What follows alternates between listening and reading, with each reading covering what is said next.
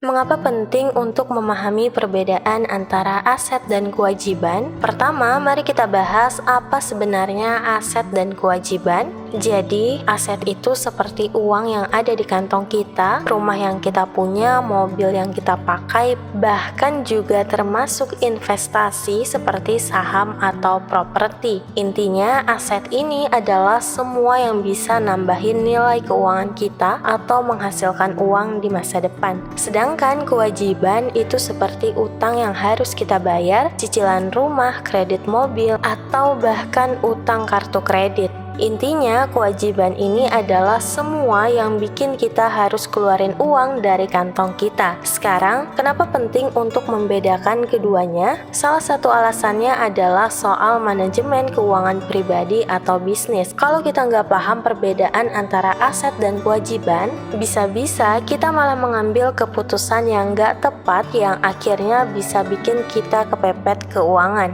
Misalnya, kalau kita salah ngelihat kewajiban kita yang ternyata lebih besar daripada aset, bisa-bisa kita terjerumus dalam utang yang nggak terkendali. Bayangkan ini, misalnya kamu seorang individu yang sedang mempertimbangkan untuk membeli rumah. Kamu sudah menghitung-hitung berapa biaya cicilan bulanan yang harus kamu bayarkan, dan kamu pikir kamu bisa mengaturnya dengan gaji bulanan. Namun, ketika kamu mengambil langkah untuk membeli rumah, ternyata cicilan bulanannya jauh lebih besar dari yang kamu perkirakan awalnya. Seiring berjalannya waktu, kamu menyadari bahwa kamu harus mengorbankan banyak hal lain, bahkan mengorbankan tabungan atau dana darurat kamu hanya untuk memenuhi kewajiban pembayaran itu. Di sini, kesalahan kamu bukan hanya dalam memperkirakan jumlah cicilan bulanan, namun juga dalam melihat proporsi kewajiban terhadap aset yang kamu miliki. Misalnya, jika nilai aset kamu seperti tabungan atau investasi ternyata lebih kecil daripada total kewajiban seperti cicilan rumah, cicilan mobil, hutang kartu kredit, dan lain-lain, maka kamu sedang berada dalam resiko besar. Ketika kewajiban melebihi nilai aset, artinya kamu berada dalam posisi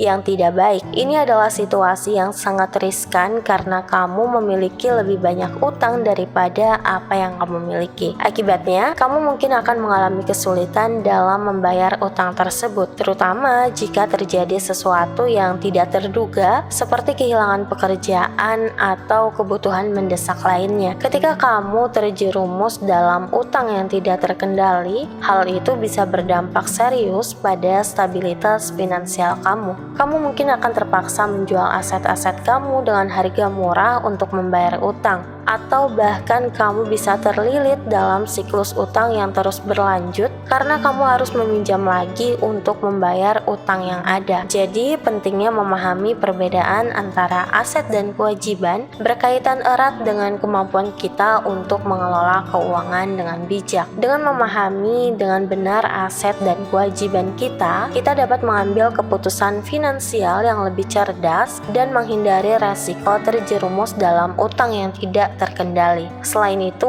paham tentang aset dan kewajiban juga membantu kita dalam merencanakan masa depan yang lebih stabil secara finansial. Kita jadi bisa tahu harus ngumpulin aset lebih banyak atau harus ngecilin kewajiban kita. Ini penting terutama di zaman yang serba tidak pasti seperti sekarang. Fakta dari seluruh dunia juga mendukung pentingnya pemahaman ini. Misalnya, ada studi dari Bank Dunia yang menunjukkan bahwa negara-negara yang berhasil mengelola aset dan kewajiban mereka dengan baik cenderung memiliki pertumbuhan ekonomi yang lebih stabil dan berkembang. Di sisi lain, negara-negara yang terlilit utang besar seringkali mengalami krisis keuangan yang serius. Jadi, intinya adalah memahami perbedaan antara aset dan kewajiban gak cuma soal angka dan neraca keuangan, namun juga soal keselamatan finansial kita. Dengan pemahaman yang baik tentang kedua konsep ini, kita dapat mengelola keuangan kita dengan lebih efektif, mengambil keputusan yang lebih bijaksana, dan membangun masa depan yang lebih cerah secara finansial.